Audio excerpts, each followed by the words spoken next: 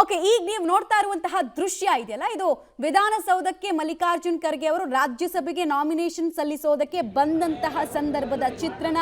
AICC ಅಧ್ಯಕ್ಷ ಮಲ್ಲಿಕಾರ್ಜುನ್ ಖರ್ಗೆ ಅವರ ಆಗಮನ ಆಗಿದೆ. ಅವರನ್ನ ವೆಲ್ಕಮ್ ಮಾಡ್ಕೊಳ್ತಾ ಇದ್ದಾರೆ ಕಾಂಗ್ರೆಸ್ನ ಹಿರಿಯ ಶಾಸಕರುಗಳು. ರಾಜ್ಯಸಭೆಗೆ ನಾಮಿನೇಷನ್ ಮಾಡೋದಕ್ಕೆ ಬಂದಿದ್ದಾರೆ.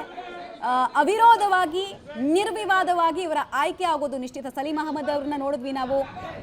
ಅದ್ರ ಜೊತೆಗೆ ಮಾಗಡಿ ಬಾಲಕೃಷ್ಣ ಸೇರಿದಂತೆ ಅನೇಕ ಕಾಂಗ್ರೆಸ್ನ MLAಗಳನ್ನ ಕೂಡ ನೀವು ನೋಡ್ತಾ ಇದ್ದೀರಾ. ಶಿವಲಿಂಗೇಗೌಡರನ್ನ ಕೂಡ ಗಮನಿಸ್ತಾ ಇದ್ದೀರಾ. ಕಾಂಗ್ರೆಸ್ನ AICC ನಾಯಕರನ್ನ ವೆಲ್ಕಮ್ ಮಾಡೋದಕ್ಕೆ ಕಾಂಗ್ರೆಸ್ ಶಾಸಕರು ಬಾಗಿಲ ಬಳಿಯೇ ನಿಂತ್ಕೊಂಡು ಅವರ ಜೊತೆಗೆ ಸಾಕ್ತಾ ಇರುವಂತಹ ಚಿತ್ರಣ. 2ನೇ ಟರ್ಮ್ ಇದು ರಾಜ್ಯಸಭೆಗೆ. ಆಮೇಲೆ ಗುರುಮಿಟ್ಕಲ್ನಿಂದ 9 ಸಲ ಗೆದ್ದಿದ್ರು. ಲೋಕಸಭೆಯಲ್ಲಿ 2009ರಿಂದ 14ನೇ ಇಸ್ವಿ ತನಕ ಸತತವಾಗಿ ರೆಪ್ರೆಸೆಂಟ್ ಮಾಡ್ತಾ ಇದ್ರು. ಬಟ್ 2019ರ ಸೋಲಿನ ನಂತರ 2021ರಿಂದ ರಾಜ್ಯಸಭೆ ಸದಸ್ಯರಾಗಿ ಅವರು ಕಾಣಿಸ್ಕೊಳ್ತಾ ಇದ್ದಾರೆ. ಈ ಸಲ ಕೂಡ ಕಂಟಿನ್ಯೂ ಆಗ್ತಾರೆ. ಕಾಂಗ್ರೆಸ್ 3 ಸ್ಥಾನವನ್ನು ಅನಾಯಾಸವಾಗಿ ಗೆದ್ದುಕೊಳ್ಳುತ್ತೆ. ರಾಜ್ಯಸಭೆಯ ನಾಮಿನೇಷನ್ಗೆ ಅಂತ ಮಲ್ಲಿಕಾರ್ಜುನ್ ಖರ್ಗೆ ಅವರು ಬಂದಿದ್ದಾರೆ. ಈ ಕಾರ್ಯಕ್ರಮದಲ್ಲಿ ಉಪಸ್ಥಿತರಿರೋದಕ್ಕೆ ಅಂತಾನೆ ರಾಹುಲ್ ಗಾಂಧಿ ಅವರು ಬರ್ತಿದ್ರು. ಬಟ್ ಎಕ್ಸ್ಪೆಕ್ಟ್ ದ ಅನ್ಎಕ್ಸ್ಪೆಕ್ಟೆಡ್ ಅನ್ನೋ ರೀತಿಯಲ್ಲಿ ರಾಹುಲ್ ಗಾಂಧಿ ಅವರಿಗೆ ರಾಜೀನಾಮೆಯ ವೆಲ್ಕಮ್ ಸಿಕ್ಕಿದೆ.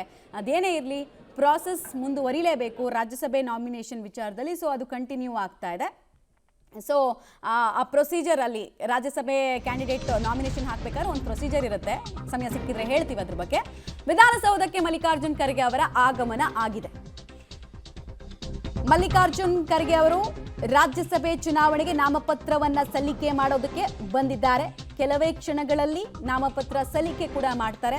ಕರ್ನಾಟಕದ ವತಿಯಿಂದ 4 ಸೀಟ್ಗಳು, ಅದರಲ್ಲಿ 1 BJP ಗೆಲ್ಲುವಂತಹ ಚಾನ್ಸಸ್ ಜಾಸ್ತಿ ಇದೆ. ಇನ್ನು 3 ಕಾಂಗ್ರೆಸ್ ಅನಾಯಾಸವಾಗಿ ಗೆದ್ದುಕೊಳ್ಳುತ್ತೆ.